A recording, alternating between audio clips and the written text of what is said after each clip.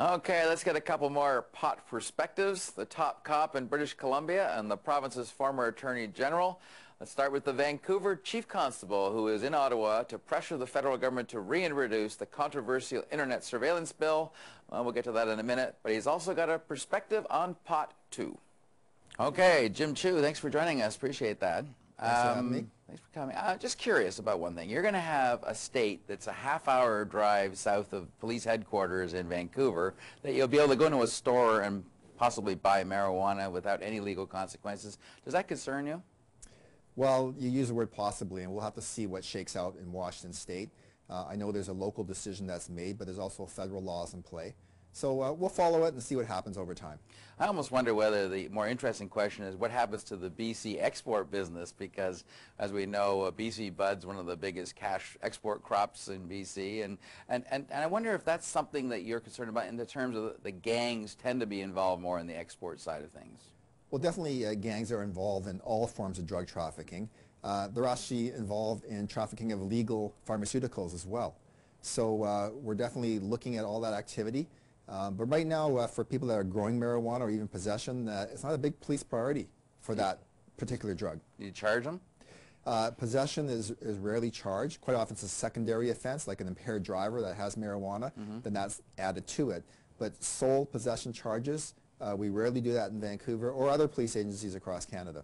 Speaking as the head of the Canadian Association of Police Chiefs, do you think the government should just say, that's it, we don't need to have possession on the law books, that just complicates law enforcement, let's focus on the trafficking?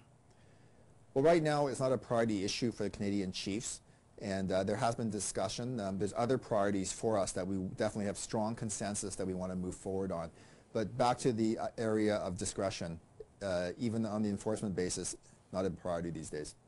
I know that Cash Heed is now an MLA, and he's the former police chief in Vancouver. He's on side now with that with the group that's advocating for the legalization.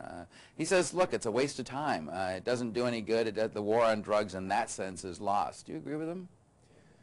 Well, he was chief of West Vancouver Police for some time, and we have talked about it.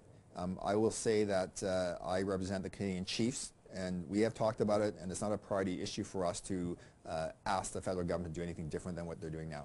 Now, one thing you are asking the federal government for is to talk a little bit more about this internet surveillance bill that was put forward, generated a lot of controversy, and then was basically dropped. Well, it's still there technically, but it seems to have become a very low priority for the government. Why do you want that revived and placed on the order paper and passed into law? Well, first of all, I think because people are calling it things like internet surveillance or online snooping, there's some misunderstandings among Canadians, and I want to emphasize that the provisions to look at private information require a warrant. But what we've seen is that there are new communications channels. Definitely many of those new platforms did not exist in 1975 when the original legislation went in. It needs to be modernized. Right now, criminals are exploiting new technologies, whether it's texting or whether it's smartphone technology, to commit their crimes, to use it as a means of communicating among themselves.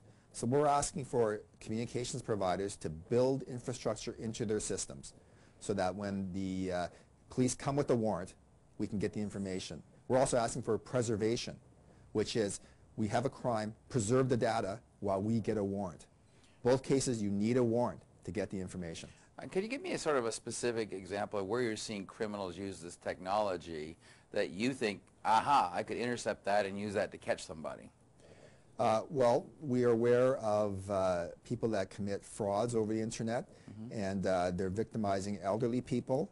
You know, some person in their life savings are scammed using fraudulent emails that have been sent. I think all Canadians are familiar with that kind of crime. But it's more so everyday crimes that have an element of new technology with it. So to give you one example, we had a case in Vancouver where a sexual assault victim grabbed her assailant's phone, and then she ran out the door with that phone. And we went to a provider and said, tell us who owns the phone. Not private information, just tell us the name and address of this person. And they wouldn't even confirm it was their phone. So how do you even get a warrant when you don't even know who to serve it on? We definitely do need to get a warrant. to get private information, but give us a start point. Give us the name, address of who owns that cell phone or who has an IP address. Are you getting any sense the government's warming to bringing back this bill, perhaps in a better communicated form? I think the government is looking at it and knows that if they help police, it will help make Canadians safer. And that's what it's all about. You know, if we don't get this legislation and we have to write production orders or warrants for this information, that is so time-consuming, it will reduce capacity of frontline officers because we're bogged down this paperwork. Okay, so we need the technology enforcement, maybe less so on the pot side. Is that the bottom line here? Well, pretty close now. Okay, thank you very much, Jim Chu. Appreciate you coming in. Thank you.